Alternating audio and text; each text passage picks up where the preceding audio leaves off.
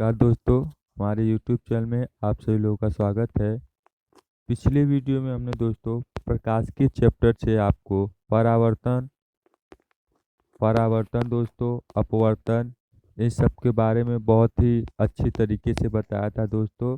आज के वीडियो में हम दोस्तों आपको प्रकाश तंतु के बारे में चर्चा करेंगे। तो सबसे पहले इसका प्रिंसिपल देख लेते हैं, सिद्धांत क्या होता है कि प्रकाशिकीय तंतु प्रकाश के पूर्ण आंतरिक परावर्तन की घटना पर आधारित एक ऐसा डिवाइस युक्ति है जिसमें किसी प्रकाश सिग्नल को उसी रूप में एक स्थान से दूसरे स्थान में तीव्र गति से बिना ऊर्जा ह्रास के प्रेषित किया जा सकता है। तो प्रकाश तंतु क्या होता है दोस्तों? यह होता है आपका पूर्ण आंतरिक परावर्तन पे आधारित होता है। पूर्ण आंतरिक परावर्तन पे क्या होता है? आधारित होता है। ठीक, यह ऐसा डिवाइस होता है कि जो किसी प्रकाश सिग्नल को उसी रूप में एक स्थान से दूसरे स्थान तीव्र गति से बिना ऊर्जा ह्रास किए प्रेषित करता है। ठीक है, ध्यान से देखिएगा दोस्तों, इसका यही प्रिंसिपल होता है। आगे चलते हैं इसके स्ट्रक्चर की तरफ। तो इसके स्ट्रक्चर के बारे में चलते हैं दोस्तों। देखिए, यह जो आपका है यह पाइप नुमा आकृति का होता है। यह जो आकृति पूरी घेरी गई है दोस्तों, इसे आप क्लेडिंग कहते हैं। और जो पाइप नुमा आकृति है यह वाला, इसको कहते हैं क्रोड। ठीक है, तो कैसे लिखेंगे दोस्तों? तो कैसे लिखेंगे ध्यान दीजिएगा। लिखेंगे दोस्तों स्ट्रक्चर में कि प्रकाशिकी तंतु का केंद्रीय भाग हाई क्वालिटी के कांच क्वार्टज n बराबर 1.7 का बना लगभग 10⁻⁴ मीटर लंबाई का लंबा पाइप होता है दोस्तों। आपको पहले ही हमने बता दिया था, जिसे क्रोड कहते हैं, जिसके चारों ओर क्रम अपवर्तन वाले पदार्थ की पतली परत होती है, जिसे क्लेडिंग कहा जाता है। चारों ओर आपने देखा होगा कि ऐसी पतली होगी, उसी को कहते हैं क्लेडिंग। ठीक है, बहुत से प्रकाश की तंतुओं का जो समूह होता है, मान लीजिए बहुत प्रकाश के तंतु आपस में जुड़े हैं, तो ऐस उसे समूह कहते हैं दोस्तों प्रकाश पाइप। क्या कहते हैं? प्रकाश पाइप।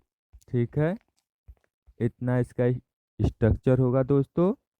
आगे इसके कार्य के बारे में चलते हैं, कार्य क्या करता है। तो इसका कार्य क्या होता है दोस्तों?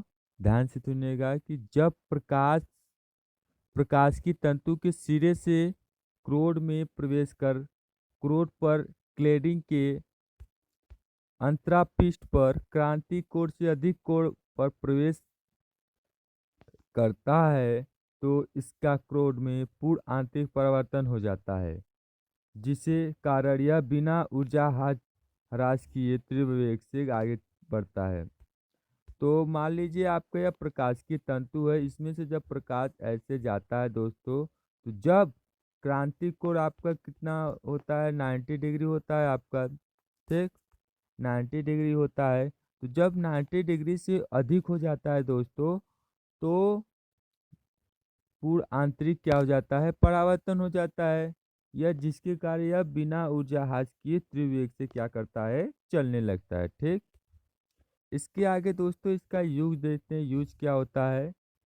ठीक, तो इसका यूज दोस्तों होता है कि प्रकाश तंतु का उपयोग दूरसंचार में वैद्युत संकेतों को प्रकाश संकेतों में परिवर्तित करके दूर स्थानों तक भेजने में किया जाता है। और इसका महत्वपूर्ण उपयोग है चिकित्सा उपकरण में, अंतर्दर्शी में किया जाता है। और दोस्तों इसमें ऑप्टिकल फाइबर को किसी व्यक्ति के पेट में डालकर आमाशय आदि का परिचय किया जाता है। ठीक, आगे बढ़ते हैं। यदि आपको वीडियो पसंद आ रहा है तो लाइक जरूर कीजिएगा। आगे चलते हैं कि अगला है आपका कॉन्सेप्ट निरपेक्ष अपवर्तनांक। यह क्या होता है? ध्यान दीजिएगा कि यदि प्रकाश का अपवर्तन निर्वात में किसी माध्यम में होता है, तब आपतन कोण तथा अपवर्तन कोण की ज्या को उस माध्यम का निरपेक्ष अपवर्तनांक कहते हैं। एक ही पदार्थ का अपवर्तनांक विभिन्न रंगों के लिए अलग अलग होता है। बैंगनी रंग के प्रकाश के लिए अपवर्तनांक सबसे अधिक होता है। ध्यान दीजिएगा दोस्तों, क्वेश्चन बहुत बार पूछा है कि किस रंग के लिए प्रकाश का अपवर्तनांक सबसे अधिक होता है, तो आपका कौन सा रंग हो जाएगा? बैंगनी रंग। ठीक है। और लाल रंग के लिए अपवर्तनांक सबसे कम होता है, और पूछता है कि लाल रंग के लिए सबसे कम अपवर्तनांक किसका है, तो लाल रंग। ठीक। नोट पॉइंट ध्यान दीजिएगा दोस्तों, जितने नोट पॉइंट है आप अपने कॉपी पेन पे नोट कर लीजिएगा कि जो तरंगदैर्घ्य के बढ़ने पर अपूर्णांक का मान घटता है। तरंगदैर्घ्य आपका लैम्डा बढ़ेगा तो आपका जो n है वह क्या होगा? घटेगा। ठीक। और ताप के बढ़ने पर अपूर्णांक घटता है, और ताप भी बढ़ाएंगे दोस्तों तो अपूर्णांक क्या होगा? घटेगा। इससे बेस क्वेश्चन देख लेते हैं कि पहला इसका क्वेश्चन है कि प्रकाश क्या है कि प्रकाश तरंगों के अपवर्तन की घटना में निम्न में से कौन सी परिवर्तित नहीं होती है? आपको कौन से बता दिया है दोस्तों, तो इन चार ऑप्शन में से आपको बताना है कि प्रकाश तरंगों के अपवर्तन की घटना में निम्न में से कौन परिवर्तित नहीं होता? तरंगदैर्घ्य, आवृत्ति, चाल या आयाम। ठीक। तो इसका राइट ऑप्शन हो जाएगा दोस्तों आवृत्ति। जो घटना होता है दोस्तों, घटने के बाद आवृत्ति जो होता है वह चेंज नहीं होता। ठीक। याद रखिएगा। इस पर बेसिक एक दो सवाल देख लेते हैं दोस्तों। तो सवाल आपका क्या है, ध्यान दीजिएगा कि सवाल है आपका कि वायु के सापेक्ष कांच का और जल के अपवर्तनांक कितना दिया है दोस्तों? ध्यान दीजिए, क्वेश्चन थोड़ा इधर करते हैं।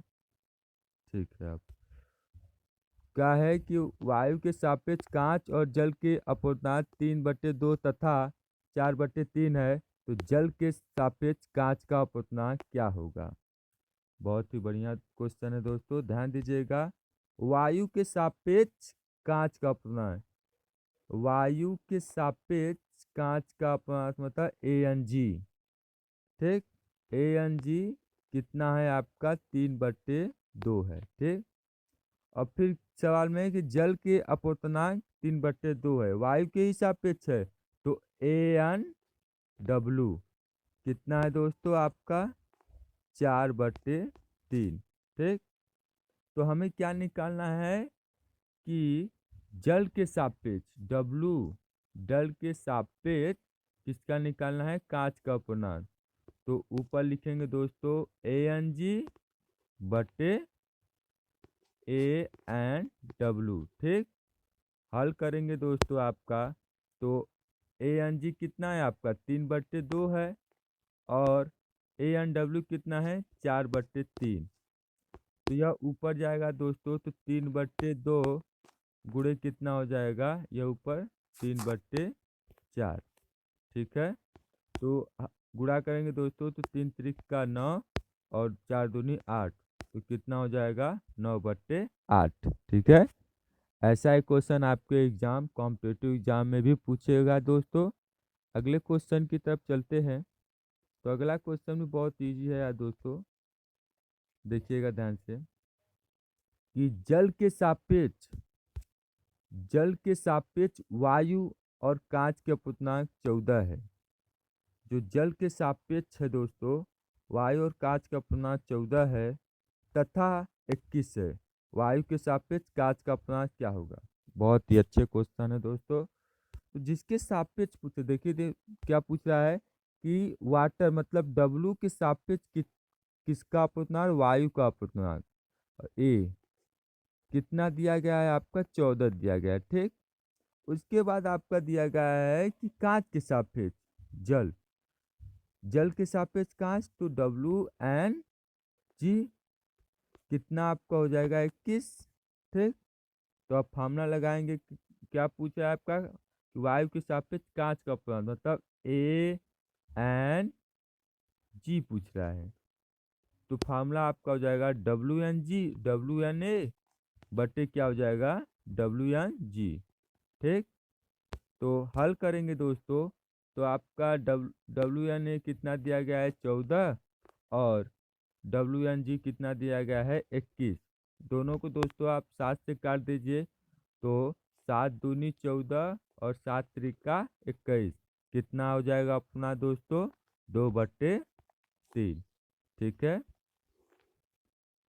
अगला चैप्टर दोस्तों आप स्टार्ट करेंगे प्रकाशिकी में। आपको वीडियो पसंद आता है दोस्तों तो लाइक ज़रूर करें, लाइक करें दोस्तों, और अपने दोस्तों में शेयर ज़रूर करें और वीडियो बताएं कैसा लगा। और हमारे साथ बने रहे दोस्तों, 1000 सब्सक्राइबर पर हम लाइव आने का मौका मिलेगा और आपको अच्छी तरीके से पढ़ा पाएंगे। ठीक है, तो आपका सहयोग बहुत ज़रूरी है। धन्यवाद।